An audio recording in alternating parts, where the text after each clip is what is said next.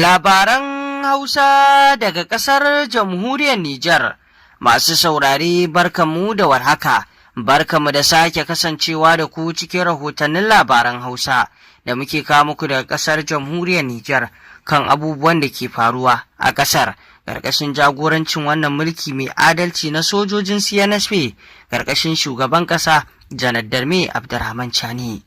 Inda rahoton namu zai fara ne kan ziyarar nan da shugaban ƙasar Nijar ɗin Janar Darme Abdurrahman Chani ya kai a yankin nan nasa wato na karkarar Filinge, wanda wannan ziyara da ya kai a wato Lahadin da ta gabata wato ziyara ce da al'ummar yankin suka ji daɗi. Kuma wani babban al'amari, shugaban ƙasa ya je ne a mota, bai damu sai ya ɗauki jirgin sama domin zuwa wato wannan ziyarce-ziyarce ba. Abin da ya damu da shi shine zuwa ya gana da al'ummarsa domin ganin su ido da ido kuma ya ji ƙorafinsu, inda al'umma da dama, maza, mata da yara da manya duka sun yi farin ciki bisa tarbar shugaban ƙasa Janar Darme Abdurrahman Chani a karkarar ta Filinge, musamman ma cikin Tukunus, inda babu shakka dattijai duk sun nuna masa farin ciki da ma kuma waɗanda suka gaya masu ƙorafinsa, wanda babu shakka dai wanda suke da shi ƙorafinsu sun gaya mai domin shugaban ƙasa ya ɗauki mataki. Wannan shine halin shugaban ƙasa Janar Darme Abdurrahman Chani, inda yakan so ya yi tattaki ya gana da talakawa su gan shi, ya gansu, ya zauna da su, ya hira da su, ya ji ƙorafinsu, wanda wannan shugaban ƙasa kenan Janar Darme Abdurrahman Chani, wanda wannan shine ɗaya daga cikin halayensa a mazauninsa na shugaban ƙasa. Kuma haka ake so duk shugaba ya kasance yana jin koken al'ummarsa, yana ganawa da su domin sai ya gansu sun gan shi, yawanci ƙorafinsu yakan zo gare shi. Inda shugaban ƙasa Janar Darme Abdurrahman Chani bai tsaya nan ba, sai da ya kai wato ziyara inda wato aka samu wato rashin rayuka, yayi ta'aziyya kuma ya gana har cikin gida da al'umma ta wato yankin. Wannan ya sanya farin ciki sosai a zukatan 'yan ƙasar Nijar na yankin Filinge da Tukunus. Shugaban ƙasa Janar Darme Abdurrahman Chani ya ga ƙauna, ya ga farin ciki a zukatan al'ummar wannan yanki da ya kai ziyara, kuma sun masa addu'o'i da fatan alkhairi bisa wannan mulki nasa.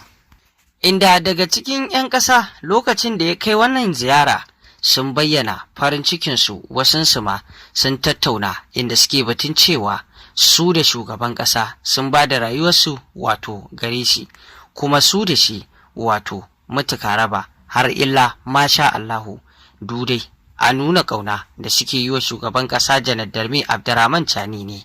bisa wannan mulki nasa da ya zo masu da ci gaba da kuma wato 'yanci, domin idan ana batun 'yanci wannan mulki na Chani ya zo da cikakken 'yanci.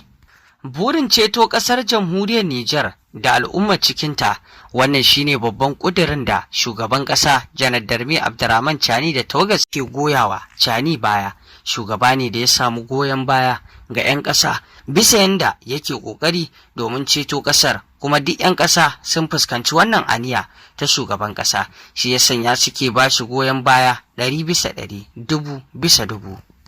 Idan kuwa muka je zuwa rahotonmu na gaba, wato a jiya 13 ga wata ran Laraba ne aka gudanar da wani babban taro na mata, wanda wato wannan ranar 13 ga wata ta jiya wato rana ce da aka sanya ta wadda ba za a manta da ita ba, wanda rana ce da mata suka samu shiga dukkan wani al'amura na gwamnati da dai sauran abubuwa wanda mata suka samu iko da su,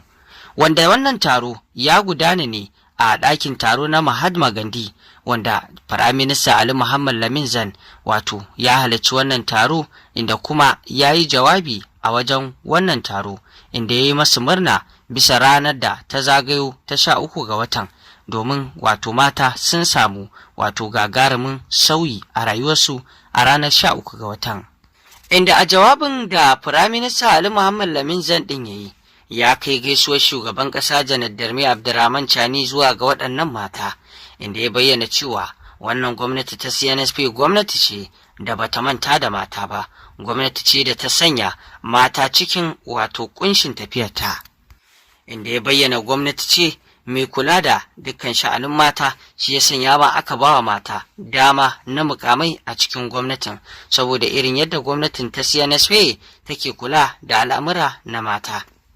Inda ministoci da dama sun halarci wajen wannan taro, wanda irin su ministan sufuri da wato ministan nan ta al'adu da dai sauran ministoci duka sun halarci wannan taro.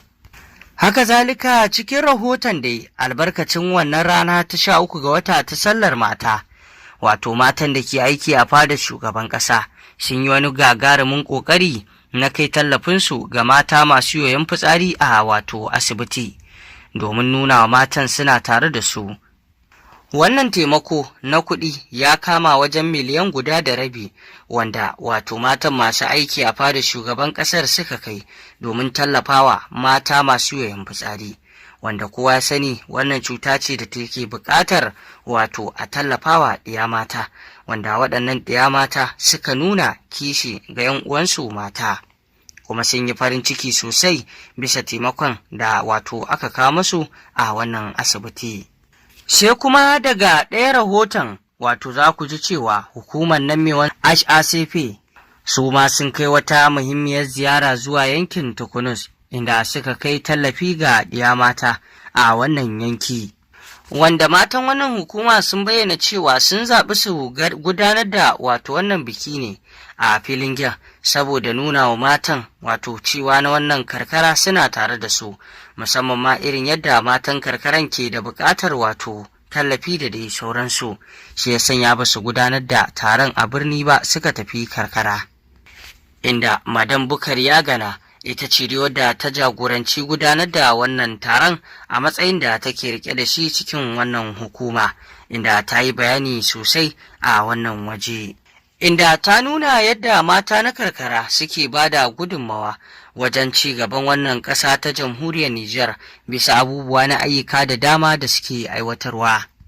Kuma ta yi fatan matan za su yi mai yiwuwa wajen ba da sakamako mai kyau, musamman ma yadda wannan gwamnati ta CNSP ƙarƙashin shugaban ƙasa Janar Darmi Abdurrahman Chani ke yin ƙoƙari domin inganta rayuwar mata. A ɗaya rahoton kuwa za ku ji cewa matan jami'an soji a wato matsayin ranar 13 ga wata albarkacin ranar sun gudanar da addu'o'i ga jami'an tsaro waɗanda suka rasa rayukansu a fagen daga,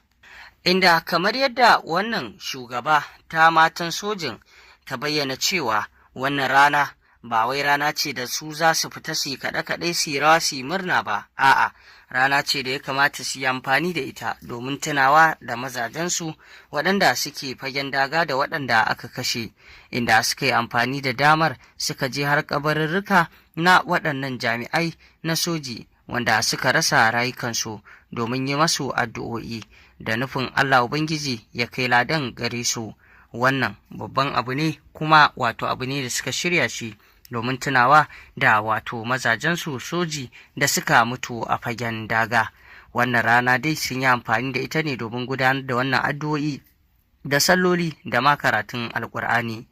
To masu saurare, waɗannan rahotannin labarai kenan da muka kawo muku cikin harshen Hausa daga ƙasar ta jamhuriyar Nijar kan abubuwan da ke faruwa. Ku ci gaba da bibiyar wannan tasha tamu domin samun ingantattun rahotannin labarai akan abubuwan da ke faruwa a duniya baki ɗaya. Ku dangwala mana alamar subscribing, sannan ku danna alamar ƙararrawa, domin yin hakan ne zai ringa ba ku damar samun labaranmu a koda yaushe da zarar mun ɗora za ku ji mu ɗauke da shi. Mun gode bisa sauraronmu da ƙwarin gwiwa da kuke bamu a wannan tasha mai albarka, wadda wato take kawo muku rahotannin labarai a koda yaushe.